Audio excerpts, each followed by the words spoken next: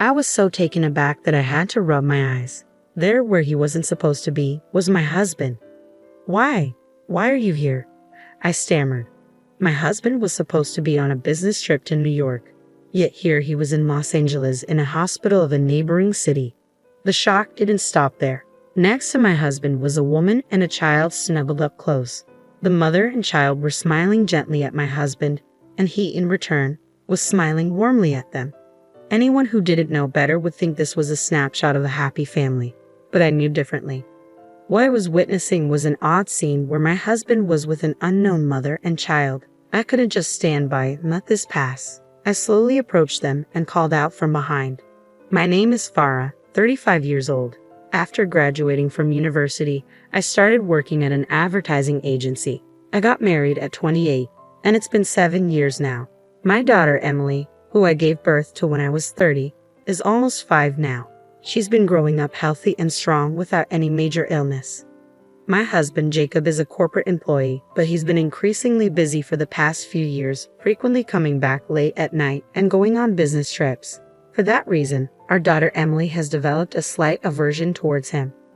"Mommy, is Daddy coming home today?" my daughter asked me as I was preparing dinner. I paused from my cooking, looked at her, and replied, "He will come home, but he might be late as usual. Daddy seems to be busy with work." "Really? Then it's just you and me until bedtime?" she asked. "Yes, that's right," I answered. "Yay! Hey Mom, let's watch the anime we recorded together." "Okay, after we eat dinner and take a bath."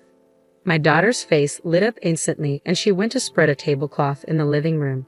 Seeing my daughter visibly happy about my husband's late return made me feel a bit complicated, but it couldn't be helped. It wasn't unreasonable that my daughter wasn't attached to him. My husband only came home to sleep. We used to go out as a family on our days off, but the last time we did that was more than a year ago. My husband's work was so busy that working on weekends was not unusual. On his days off, he would go out alone. He was home very rarely, and when he was, he just locked himself in his room to watch movies or browse the internet. Especially in the last year, he had no conversation with our daughter, and they didn't speak to each other even when they were face to face. I was always the one who had to mediate, which was quite stressful considering we are a family. Our daughter, Emily, is almost 5 now. If we keep going like this, I'm afraid she will really stop being attached to my husband. She used to love going out as a family and adored my husband. I want them to go back to how they used to be. Thinking of this, I decided to wait for my husband's return to try to change this situation. When I greeted him with a welcome home as he came in late at night, he made a clearly displeased face. Although I was a bit annoyed by his attitude, I decided to start a conversation anyway. "Hey Jacob, you haven't had a proper conversation with Emily for about a year, have you?" "Not really. I don't think so. There's nothing to talk about," he replied. "You are her father. I wish you would act like one. All of her friends go out as a family, and only our house doesn't even talk to their father. Don't you think that's sad?" "What's the point of saying that? I'm not playing around. I'm working," he said dismissively. "I understand that, but I think Emily is the one suffering if this continues," I said. My husband sighed in annoyance and slumped heavily on the sofa. When I sat down next to him, Jacob slowly loosened his tie and told me, "I'm sorry, but I'm really busy right now. I'm up for a promotion, and I want to focus on my work." "I can see your dedication to your job, but isn't family also important? I understand that working on weekends is tough, but maybe just one day," I suggested. "I don't want to be left behind by my coworkers. You understand, right?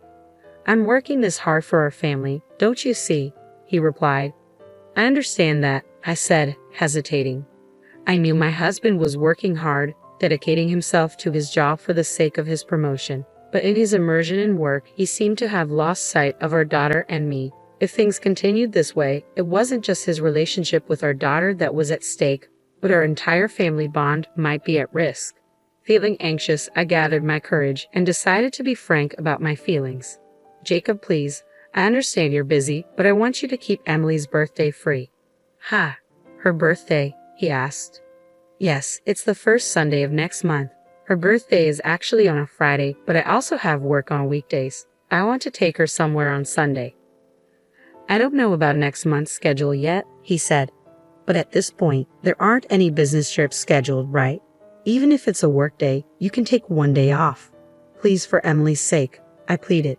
Despite my persistent pleas, my husband tersely said, "All right, I got it." I knew he was in a bad mood and had agreed reluctantly, but I was still relieved and happy. The next day, while having dinner, I felt a small glimmer of hope. I asked Emily, "Hey Emily, your birthday is coming up, isn't it? Is there something you want?" "Wow, really? I want an ice cream maker," she exclaimed. "An ice cream maker, huh? Well, let's go check it out together next time," I said. "Yes, yay, so happy," she replied, watching my daughter happily enjoying her hamburger. I thought this was a good moment. I put down my chopsticks, looked into her eyes, and said, "Emily, how about we go out with Daddy on your birthday?" "Huh? Daddy? Isn't he working?" she asked. "Daddy said he's going to take the day off for your birthday, so let's go somewhere you want to go, just the three of us." "Really? I want to go to the amusement park." "All right then, let's go to the amusement park. You can choose anywhere you like, as long as it's somewhere we can go, okay?" "Yay, Mommy, thank you." Throughout the meal, she was restless, repeatedly asking, "Is Daddy really coming too? Can the three of us really go?" It was adorable, and I couldn't help but smile. I thought she disliked her father, but it seemed she was indeed lonely deep down. She seemed much happier than I had imagined, particularly at the prospect of the three of us going out together. One day, with a weekend trip to the amusement park ahead, my husband, unusually home earlier than usual, awkwardly began, "Well, you see." I asked what was wrong, and after a moment of silence, he reluctantly spoke. "I have a business trip from Thursday to Sunday this week," my husband said. "What? What are you talking about? We promised to keep those days free for Emily's birthday, didn't we?" I replied, shocked. "What can I do? The person who was supposed to go suddenly couldn't, and I was the only one available as a replacement," he explained. "Even so, why didn't you refuse? Do you know how much Emily was looking forward to it?" I asked, my frustration growing. "What could I have done? It wasn't a situation where I could just refuse," he said, raising his voice in anger despite our daughter sleeping in the next room. I tried to calm him down, but he continued to yell, his face turning red. "You have it easy, working in a company where you can leave on time, but it's not like that for me. In a highly competitive environment, everything depends on how quickly you can get promoted. What's with all this talk about promotion? Sure, I understand work is important, but what about us? What about your family?" I asked, my voice trembling. "Supporting your husband is also a wife's duty. This is why I can't stand people working in cushy jobs," he retorted. "What?" I said, stunned. "At least can you come back early on Sunday?" I pleaded. "That's impossible. The business trip is in New York and it takes 5.5 hours one way by plane. In any case, I can't get out of the business trip starting from Thursday. You should go on your own," he said, dismissively. "Wait, Jacob," I called after him, but he ignored me and left the living room. Only my sigh echoed in the room as I struggled with how to explain to our daughter. On Thursday night, after my husband left for his business trip, I reluctantly decided to tell Emily the truth. "Hey, Mom, I was thinking about the amusement park," she said, her eyes full of excitement. "I want to go on Sunday." "I'm sorry, Emily, but actually Daddy has a business trip from today until Sunday, so he has to work," I explained. "Really? So he won't be able to go?" she asked, her voice tinged with disappointment. "Yes, I'm sorry," I said softly. "So, would it be okay if it's just the two of us?" I suggested, trying to keep my tone upbeat. "Okay, then I'll go to the amusement park with just Mom," she said with a forced smile. The moment of silence that followed spoke volumes about her true feelings. She probably wanted to go as a family of three, but to prevent causing me distress, she pretended to be okay. Noticing this, I felt a wave of guilt that almost brought tears to my eyes. However, I managed to hold back my tears for the sake of my daughter, who was smiling in front of me. Even though I'm alone, I'm determined to make Emily enjoy herself on Sunday. Several days later, on the day of the amusement park visit, my daughter woke up early in the morning and started preparing to go out on her own. We left the house at 7 a.m. so that we could enter the park as soon as it opened. Emily seemed really excited and happy throughout our time at the amusement park, but on closer inspection, her face was slightly flushed. Worried, I stopped her. "Emily, wait a minute." "What is it, Mom?" she asked, looking up at me. I grabbed her arm and put my hand on her forehead. I felt a tremendous heat surge through me. "Wait, Emily, you have a high fever. Why didn't you tell me?" I exclaimed, worried. "I'm not feverish. Come on, Mom, let's go ride the merry-go-round," Emily insisted, trying to brush it off. "Emily, I think you have a very high fever. Shouldn't we go to the hospital together? I urged. No, I finally got to come here with you, Mom, she said weakly. Perhaps her body was really in pain as she collapsed on the spot. Why didn't I notice it until it got this bad? I thought, overwhelmed with guilt. Driven by guilt, I carried my daughter and hurriedly took her to the university hospital. I informed the reception that it was our first visit and rushed to pediatrics. Her temperature was over 40 degrees and she was immediately given an IV. We'll keep an eye on her here, so you should rest a little too, the nurse kindly advised, which slightly calmed my desperate heart. I decided to take a break on a bench in the rest area after going to the hospital store and buying some necessary items for my daughter. As I walked around the hospital, I heard a familiar voice. When I turned towards the voice, I couldn't believe my eyes. "Ha, Jacob. Why are you here?" I stammered in shock. I couldn't believe what I was seeing. My husband should have been on a business trip to New York. Despite this, why was he in Los Angeles, even in a hospital in the next city? But that wasn't the only surprise.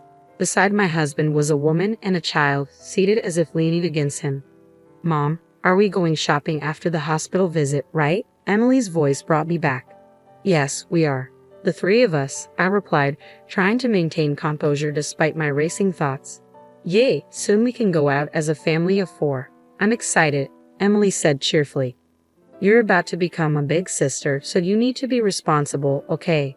The woman beside my husband said affectionately, her round stomach revealing her pregnancy. From what I overheard, it seemed the mother was pregnant with her second child. My husband was happily stroking her stomach, and the mother and child were smiling softly at him, with him returning the smile kindly. If a stranger saw them, they might think it's a scene of a happy family, but not for me. What I was seeing was a strange scene. My husband with a strange mother and child. I couldn't just stand by and let this slide. I clenched my fists, shaking with anger, and bit my lower lip. So, that's how it is. Working on holidays, business trips. In the end, they were all lies. I can't forgive him for continuously betraying me and Emily. I muttered to myself, feeling a surge of betrayal and hurt. I took steps towards them, stood behind them, and slowly opened my mouth. "So, the business trip is over already, huh?" I said sharply. At the sound of my voice, my husband turned around abruptly. His face was ashen, and he looked like he had seen a ghost. Desperately, he squeezed out words. "Vera, why are you here?"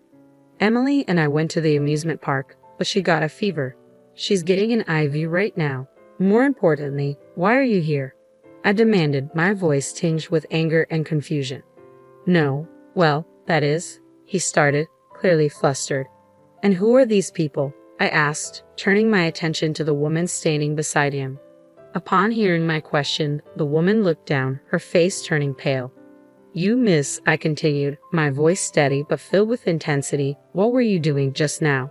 "Today is the day of Mom's prenatal checkup. Even though Dad is busy with work, he always accompanies us to the hospital," the little girl piped up innocently. "That's nice. You must really love your mom and dad," I replied, trying to maintain composure. "Yeah, we're going to the amusement park together next time, right, Dad?" the little girl continued, unaware of the tension. My husband, startled, forced a strange smile on his face. Just then, the little girl said she was going to the restroom, providing me with the perfect opportunity to confront my husband. "Would you care to explain?" I asked, my voice cold and accusatory. "No, it's not like that. This is," he began, clearly struggling to find an explanation. "What's not like what? From what I heard, you're the father of both that girl and the baby in her mother's womb. Yet you kept telling me and Emily that you were working or on a business trip. Just how low can you stoop?" I interrupted, unable to contain my anger any longer. "Wait, let's calm down for a moment, okay? I wasn't planning to leave you or anything," he pleaded, his expression a mix of guilt and desperation. I grabbed the collar of his shirt and pulled his face close to mine, so close our noses almost touched. I stared at him coldly, my voice a harsh whisper. "Don't mess with me. How far will you go to betray Emily? Are you really her father? Don't make me laugh," I seethed, my anger boiling over. "After deeply hurting your own daughter, you dare to father another child with someone else. You're nothing but an irresponsible scumbag." "No, it's not like that. Please forgive me," he pleaded, his voice strained with guilt. "Forgive you? You have the audacity to ask for forgiveness? Neither Emily nor I will ever forgive you. When we get home, I want you to fill out the divorce papers. Get ready for it. All right. With a fierce shove, I pushed him away and stormed off. On the way home, with my now stable daughter, I stopped by the city office and picked up the divorce papers. Once we got home, I gently explained everything to my daughter in a way she could understand. She seemed to take in everything I said, and in the end, she said this: "I'm glad it's not Mom who's leaving." "What?" I asked, surprised by her words. "You always look so sad when you talk to Dad. As long as I'm with Mom, I'll be okay with anything. But Emily, I thought you loved Dad." "I did love him, but I love Mom the most. I hate anyone who hurts my mom, Emily," she said firmly. My daughter's smiling face blurred through my tears. To hide my about-to-fall tears, I held my daughter tightly. Afterward, I divorced my husband. I made sure to claim alimony from him and the woman who was about to have his child. He desperately tried to negotiate for a lower amount, citing their child, but I firmly refused. There was no way I was going to lower the amount or let him take the lead. After all, they were the ones who did wrong. It soon became known that Jacob had been regularly taking time off work to visit the other woman. A coworker discovered this shortly after the divorce, causing his credibility to plummet. His career advancement came to a sudden halt, and he started receiving cold stares from his colleagues. Apparently, Jacob was having a child with another woman, even though he's got a family. "You gross. Not only is he incompetent at work, he doesn't even have basic morals," one colleague remarked. "Well, it would be a relief if he just quit already," another added. Despite the rumors and criticism, he somehow clung on to his job, presumably for the alimony and child support he owed me. I decided to sit back and see how long he could keep this up. On my end, I moved to an apartment near my workplace and started a new life with my daughter. My parents regularly visited us to keep her from feeling lonely. As a single mother, I'm aware that I might make my daughter feel sad in the future, but I'm determined to shower her with all the love I can to minimize such situations.